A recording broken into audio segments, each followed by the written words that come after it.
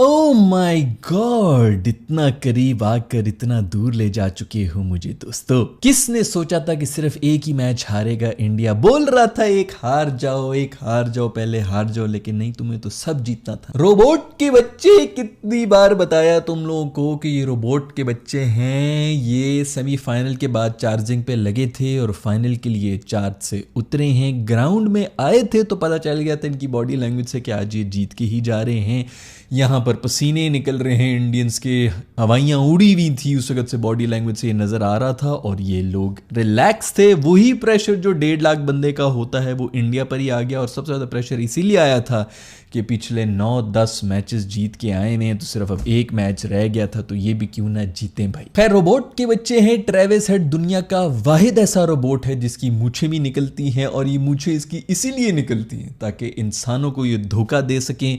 इनसे बड़ा धोखेबाज आदमी कोई नहीं है। लेकिन आज जो मेरे गले लग जाओ दोस्तों, हम भी अभी कुछ महीने पहले इंग्लैंड से इसी तरह दिल तोड़वा के आए थे। फाइनल में ही थे हम भी कुछ महीनों पहले ही, और हमें भी लग रहा था कि हम भी जीत जाएंगे। आप लोग भी पेले गए हो, हम भी पेले गए। कितनी दफा जीतोगे ऑस्ट्रेलिया के रोबोटों, कितनी दफा जीतोगे इंसानों से जीत जीत के। तुम लोग को क्या, तुम लोग के अंदर तो वो इमोशंस ही नहीं है। 14 लोग पीछे देख रहे हैं, वो भी 14 में से मेरे ख्याल में 7 तो स्टेडियम में ही बैठे हुए थे जो उनकी अपनी फैमिली वाले थे।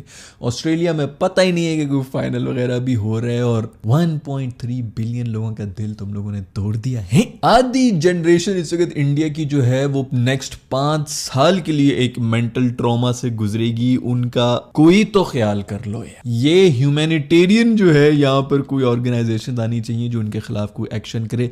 तुम लोगों को क्या मिलता है वर्ल्ड कप जीत के? नॉकआउट में आके ऐसे मेंटल बने हुए होते हैं। इन्होंने हमारा भी जो ये पिछड़ा, तो हमें वो इंग्लैंड वाले पड़ गए थे, उससे पिछले में भी ये हमें पड़े थे, वो जो हम बहुत जबरदस्त फॉर्म में गए थे, सबसे बेरखान में बेहतरीन टीम और सबसे बेहतरीन परफॉर्मेंस हमारी उसी में थी जो ये सेमीफाइनल में हमें पड़ गए थे। खैर, ऑस्ट्रेलिया की जीत में अगर कोई एक चीज जबरदस्त होगी तो वो ये हुई है कि ये जो कॉन्स्पिरेसी थ्योरिस्ट थे जिन्होंने दिमाग खाया हुआ था पिछले 1.5 महीने से, जो मेरे ख्याल में हर 3 घंटे के बाद इनको याद आता है कि क्रिकेट भी हमने देखना है, हर टूर्नामेंट में ये बाहर निकल के आ जाते हैं और शुरू हो जाते हैं। स्क्रिप्ट लिखा गया है, हमें ये पहले से ही पता है कि ये पूरा का पूरा स्टेज सेट कर दिया गया है। इंडिया के जीतने के लिए ये सारी प्लानिंग हो रही है। बाकी सब टीमें तो सिर्फ टाइम जाया करने के लिए आई। शुक्र है कि भाई इंडिया हारा है, ताकि इनके तो मुंह बंद हो, ये दोबारा जिंदा होंगे।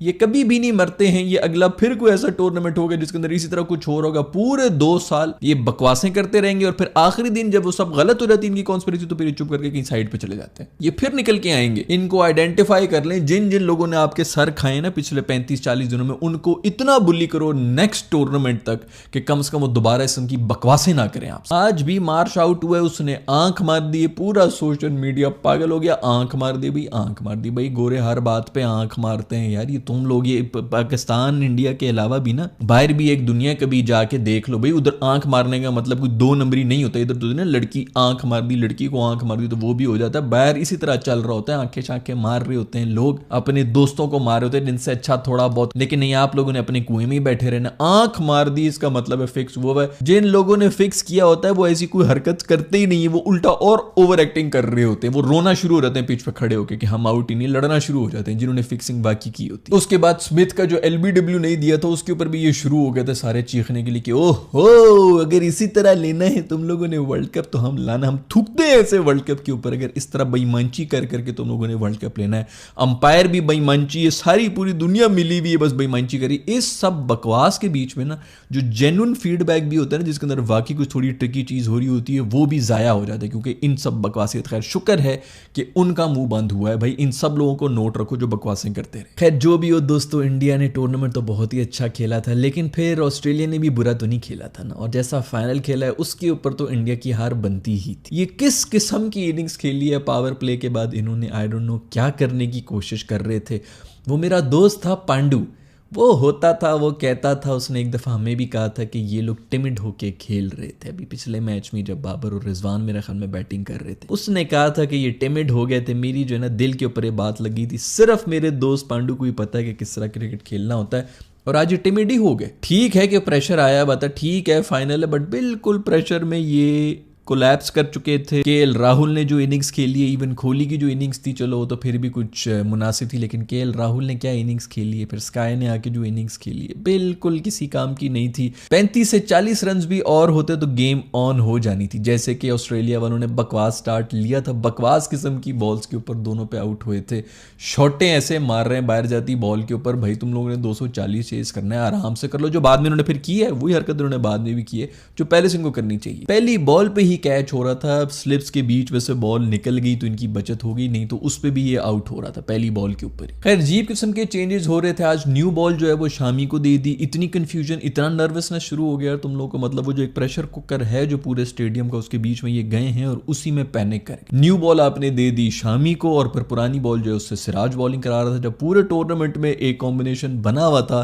कि न्यू बॉल वो सिराज करा रहा है, उसके बाद शामी आके विकेटें ले रहा है, तो फिर इस फाइनल में आके चेंज करने की क्या जरूरत थी। खैर तालियां तो स्मिथी के लिए भी होनी चाहिए जिसने वो रिव्यू बचा लिया था। वो उसने इम्पैक्ट मतलब इतना क्रूशल टाइम के ऊपर इतनी क्रूशल विकेट अगर जाया भी हो जाता एक रिव्यू तो क्या फर्क पड़ता है यार। एक आपके पास वैसे भी और अंपायर कौन से बड़ी कोई अंधे हैं जो कि हर ही डिसीजन गलत दे रहे हैं, लेकिन इतना क्रूशल टाइम के ऊपर आपने रिव्यू नहीं लिया। खैर कॉन्स्पिरेसी थ्योरी की मैं बात कर रहा था, तो एक कॉन्स्पिरेसी थ्योरी मैं भी बना सकता हूं। मेरा ख्याल में जो इंडिया के जितने भी लेजेंड्स हैं उनको भी ये कर देनी चाहिए कि ऑस्ट्रेलिया वाले कोई 17 एक प्लेयर्स के साथ फील्डिंग कर रहे थे आज, कम से कम उन्होंने 45 से कोई 60 रन बचाए होंगे अपनी बेहतरीन फील्डिंग की वजह, और फिर ऐसी टीम्स ही जीतती हैं भाई बड़े टूर्नामेंट्स। इधर मूव करते थे अंपायर तो वहां पे जो है वो 2 बंदे होते थे जो पीछे पीछे जो रोप के बाहर जो लाइन बॉय बैठे होते थे ना, वो पीले रंग की वर्दी पहन के अंदर रहते थे। ये बेचारे उधर देखते थे पीछे से वो आए हुए होते थे, ये पीछे देखते थे तो वो गायब हुए होते थे, दूसरे आ जाते थे। इस तरह करके इन्होंने 2 नंबरी करके 17 बंदों के साथ फील्डिंग की है, जिसकी वजह से कोई 40-50 रन तो रुके हैं कंफर्म। इंडिया के प्रेशर अलहदा बन रहा होता है। खैर बाकी सब बातों की एक ही बात, मेरा दोस्त इरफान पठान जो है क्या वो वहां पर डांस कर रहा है इस वक्त या रुक गया है उसका डांस। खैर तुम लोगों ने एक तो मोदी जी को बुलाया और उसके बाद जो है वैसे बड़ा जबरदस्त उन्होंने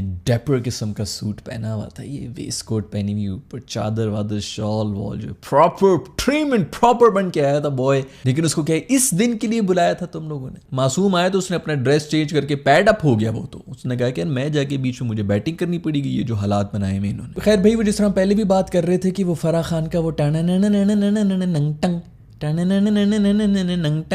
आज तक मुझे वो गाना याद नहीं है, लेकिन बस यही याद है क्योंकि लूप पे यही चल रहा होता था, वो वाला गाना चल रहा था। फिर हर कोने में से एक सेलिब्रिटी निकल रहा था, इतने सेलिब्रिटी आए में, इतने सेलिब्रिटी आए में। मेरा दोस्त जय शॉ जो है वो मियाँ बीवी शाहरुख खान और उसकी बीवी के बीच में बैठा हुआ है। कबाब में हड्डी होती है, इधर हड्डियों के बीच में कबाब बैठा हुआ है। कोई छिचोरपन का ब्रांड एम्बेसडर और कोई शोधा हुआ है ना, तो वो मेरा दोस्त ये रणवीर सिंह हुआ है। पागलों की तरह एंड तक नाच रहा है, इसको कुछ पता नहीं चल रहा था कि मैच क्या चल रहा है, माहौल क्या चल रहा है, बस इसका अपना इसको पता चल रहा है कि मैं कैमरे में आ रहा हूं तो मैं फुल एक्सप्रेशन दूंगा अपने। ये ऐसे ही लोग होते हैं जिनको क्रिकेट का कुछ पता नहीं होता, वो आखिरी बॉल तक जो है ना सिर्फ नकलीपन का वो जज्बा दिखाने के लिए कि हम अभी भी सपोर्ट कर रहे हैं, अभी भी सपोर्ट कर रहे हैं। बेटा आपको पता ही नहीं है क्रिकेट का, इसीलिए आप सपोर्ट कर रहे थे। सदगुरु जी भी आए हुए थे और सचिन के साथ भी बैठे हुए थे। बड़ी दुनिया आई हुई थी यार, बड़ी दुनिया। लेकिन फिर बात वहीं पे मेरी आ जाती है कि रणवीर भाई जो थे उन्होंने फिर जो तमाशे कर रहे थे, मेरा ख्याल में कहीं वो टीवी पे आए थे तो वो लोगों को दिखा भी रहे थे अपनी छाती की तरफ इशारे करके कि धीरज रखो, बिल्कुल फेद रखो, अभी भी सब कुछ सही हो जाएगा, स्टे काम। और उसके बाद फौरन ही आउट हो गया। भाई पूरा स्टेडियम बिल्कुल काम ही बैठा हुआ था, तू बीच में आके अपनी साइंसें मार ले बस। खैर सेलिब्रिटी से याद आया कि पता नहीं किस्म का भी बयान आ रहा था जिसके अंदर कपिल देव भाई ये कह रहे थे कि मुझे बुलाया नहीं गया,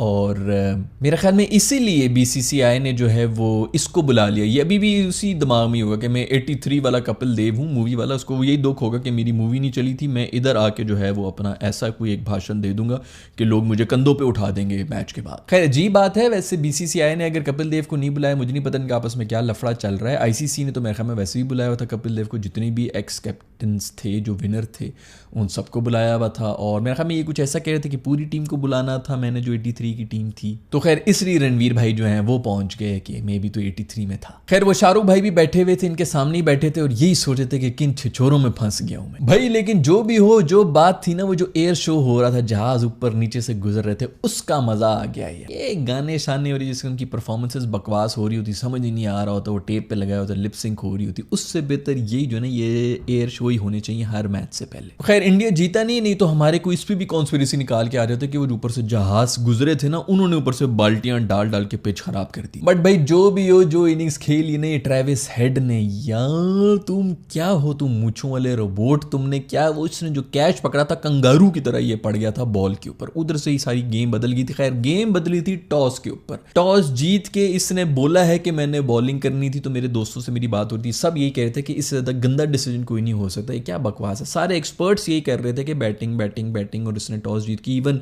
शर्मा ने भी यही कहा था कि हमने भी टॉस जीत के बैटिंग, उसे तो खैर वही कहना होता है जो कि वो उसको दे दी जाती है, ये भी एक साइकोलॉजिकल गेम होती है जो हमारे प्लेयर्स को भी समझ नहीं सकते। खैर पूरी दुनिया उसके खिलाफ थी कि ये बहुत ही गंदा बोली, और मैं उस वक्त भी ये कह रहा था कि ये जो प्रेशर कुकर सिचुएशन होती ना, 1.5 लाख बंदा जो बैठा हुआ होता है, जैसे मैंने आप लोगों को हाईलाइट किया था 32nd ओवर के अंदर जब क्राउड एक्टिवेट हुआ था तो न्यूजीलैंड वहीं पर हार गया था, हालांकि वो भी वो चेस कर सकते थे सेमीफाइनल के अंदर। ये क्राउड बहुत बड़ा फैक्टर होता है, 130 डेसिबल के ऊपर शोर मच रहा होता है भाई, ये एक रॉक कॉन्सर्ट का शोर होता है, बुलडोजर का ये शोर होता है भाई, ये नॉर्मल नहीं है। नॉर्मल इंसानों के कानों के पर्दे के लिए ये नॉर्मल लेवल्स ही नहीं है जो शोर के हो रहे होते हैं। आपका एक विकेट आउट हुई भी हो, अब जब दूसरा बीच में बैटर जा रहा हो, 1000 किस्म की चीजें दिमाग में चल रही होती हैं, प्रेशर अलहदा, ऊपर से जब इतना शोर आ रहा हो जैसे एक रॉक कॉन्सर्ट के अंदर आप खड़े में, आपको आवाज नहीं आ रही है दूसरे बंदे की, तो आप आउट होते हैं। हम इसीलिए हारे थे। आप बीच में अगर 10-15 मिनट गुजार लेना तो आप थोड़े से कम यूज टू हो जाते हैं, लेकिन वो जो शुरू के शेकीपन होता है, हमारे भी 150 पे 2 आउट ही थे जब हम इंडिया के साथ खेल रहे थे। उसके बाद आप उठा के देख लें, उस वीडियो में मैंने बात की थी कि सबसे ज्यादा पैनिक हुआ था सऊद शकील, वो विकेट थी टर्निंग पॉइंट हमारी गेम का, वो पैनिक होके ही आउट हुआ है, उससे नहीं प्रेशर एब्जॉर्ब हुआ, और कुछ 40 रन के ऊपर हमारे 8 आउट होते हैं, हम पूरी तरह से क्रम्बल कर गए थे। हालांकि जिस तरह का स्टार्ट हमने उस वक्त पहले बैटिंग करते हुए लिया था, तो इसका सोल्यूशन सिर्फ यही है कि आप इस प्रेशर कुकर सिचुएशन में जाएं, फील्डिंग करें, आपकी पूरे 11 के 11 प्लेयर्स इस शोर के साथ मानूस हो जाएं, यूज टू हो जाए, ताकि जब वो बैटिंग के लिए आए कम से कम उनको पता हो कि क्या एक्सपेक्ट करना है। छक्का पड़ता है, शोर आता है, उसके बाद बैठता है, फिर चौका पड़ता है, शोर आता है, फिर बैठता है, फिर आउट करते हैं, आप चुप कराते हैं, वटेवर, लेकिन कम से कम आपको थोड़ा सा आइडिया हो रहा था 11 के 11 प्लेयर्स को बीच में खड़े होके। ये कोई आपको नेट में ये प्रैक्टिस नहीं हो सकती, दुनिया की और कहीं जगह पर आपको प्रैक्टिस नहीं हो सकती। जितने भी बड़े बड़े स्टेडियम है उसके अंदर कम से कम कोई 20% 30% तो आपकी सपोर्ट होती है। इंडिया में ये नहीं होता, ये मेरी बात को नोट करके रख लो। जब इस तरह का कोई प्रेशर मैच होगा, पहले बैटिंग मत करो, इस नॉइस के साथ आप लोग बैटिंग नहीं कर सकते, और यही आज कमिंस ने भी किया है। जबरदस्त डिसीजन थी कि पहले बैटिंग नहीं की, बॉलिंग की, उसी में उनको पकड़ भी लिया, उनको आगे भी नहीं जाने दिया, और वहीं पर गेम खत्म हो चुका है। प्रेशर में अगर कोई आए हुए थे तो वो थे गिल्ली, हमारे दोस्त, जिनकी चीख भी निकली थी, तो उनको पता चल गया था कि आया है, सारा प्रेशर निकला था उस चीख के अंदर। उसके बाद कोहली भी आया, कोहली ने आके चौके मारना शुरू कर दी, उसको पता था कि रोहित शर्मा मेरे साथ रन्स तो भाग नहीं सकता, तो मुझे चौके ही मारने पड़े। लेकिन जब शर्मा आउट हुआ, उसके बारे में भी यही बातें हो रही कि ये शॉट खेलने की क्या जरूरत थी। मैंने आपको शायद पिछली वीडियो में भी हम ये डिस्कस कर रहे थे कि ये 40 रन के ऊपर आके जबरदस्ती की जो शॉट मार के आउट हो रहा है ना, ये भी थोड़ी ओवर ही हो गई है। खैर वो इसी तरह खेलता है, उसने तो उसी तरह किया था, उसने अपनी इनिंग्स फिर भी कर ली थी जो उससे एक्सपेक्टेड था। बाकियों ने क्या किया, मुझे बीच में 80-80 90-90 बॉल्स का ऐसे स्पेल्स आते थे जिसमें एक चौका भी नहीं लगा। खैर सचिन बाजी भी आए हुए थे, उन्होंने एक दूसरा अपना स्टैचू भी जो है वो इरेक्ट करवा दी। उन्होंने कहा कि पुराने वाले में आप लोगों को लग रहा था कि मेरी शक्ल नहीं बन रही, तो मैं एक और दूसरा स्टैचू अपना बना लेता। खैर भाई बेहतरीन वर्ल्ड कप हो गया, जबरदस्त किस्म की परफॉर्मेंस दी है इंडिया वालों ने। आई होप कि वहां पर कोई इतना ज्यादा शोर शराबा नहीं हो रहा होगा, ज्यादा कोई गाल गलोच नहीं हो रही होगी। हाँ फाइनल में डिसअपॉइंटिंग की है परफॉर्मेंस, लेकिन ओवरऑल सबसे बेहतरीन परफॉर्मेंस इन्होंने ही दी थी। सेकंड नंबर पे ऑस्ट्रेलिया ने दी थी। इनफैक्ट ऑस्ट्रेलिया की जो पहले 2 मैचेस के बाद जो परफॉर्मेंस थी वो वाकई बड़ी बेहतरीन रही है। फॉर्म मेरा ख्याल में पाकिस्तानियों ने ही दी थी, जो कि मैं हमेशा कहता रहता हूँ कि किसी की भी फॉर्म ना हो तो हमारे से खिला दो और उनको दे देंगे। हमने तो इंग्लैंड वालों को भी दे दी थी, बस मसला सिर्फ ये था कि उनका हमसे आखिरी मैच था। मुबारक हो उन सब 11 लोगों को जो शायद ऑस्ट्रेलिया से मेरी वीडियोस देख रहे हैं। बाकी इंडियंस को अपना दिल छोटा नहीं करना चाहिए, क्योंकि बहुत ही अच्छा टूर्नामेंट उन्होंने किया है। और जो भी ओवरऑल इस ओडीआई वर्ल्ड कप में हम जितने जलील हुए हैं, मेरा ख्याल में शायद ही कोई टीम हुई हो, फिर भी मजा तो आया, कुछ कैरेक्टर तो था इस वर्ल्ड कप के अंदर। मुझे उम्मीद है कि आपको भी मेरी पूरी जो वर्ल्ड कप सीरीज थी वो पसंद आई होगी। अगर ऐसा है तो लाइक के बटन को छू लें। अगर अभी तक आपने चैनल को सब्सक्राइब नहीं किया वो तो सब्सक्राइब कर लें, क्योंकि आगे भी जितने मैचेस होंगे उसके बाद मैं आया करूंगा आपके साथ क्रिकेट और कॉमेडी का एक मुरक्कब लेके, जिसको हम कॉमेडी कहते हैं। I will see you in the next video.